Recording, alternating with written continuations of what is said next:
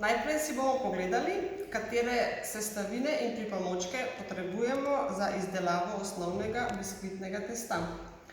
Od surovin potrebujemo jajca, potem potrebujemo moko.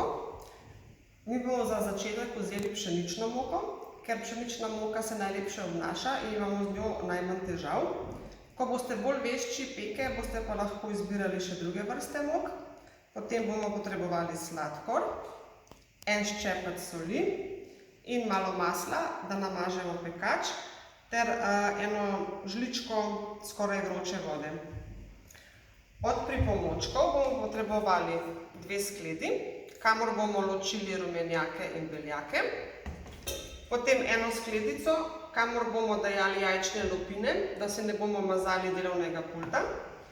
Potem potrebujemo 2 manjše posodici, kamor bomo stresli navagano moko in sladkor. Potem metlico ali šibo, z njo bomo rahlo umešali biskvitno testo.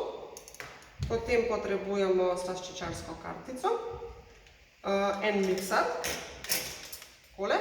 In morate pa nujno vzeti tele metlce, ne tiste, ki imajo kavelj, ker tiste s kavlom so zagneteno testo, s tem pa delamo biskvitno testo. Potem potrebujemo še sito, s katerim bomo presejali moko, in pa seveda vago, s katero bomo vse sestavine namerili. Eno malo večjo skledo, v njej bomo zmešali vse sestavine v testo in pa en pekač.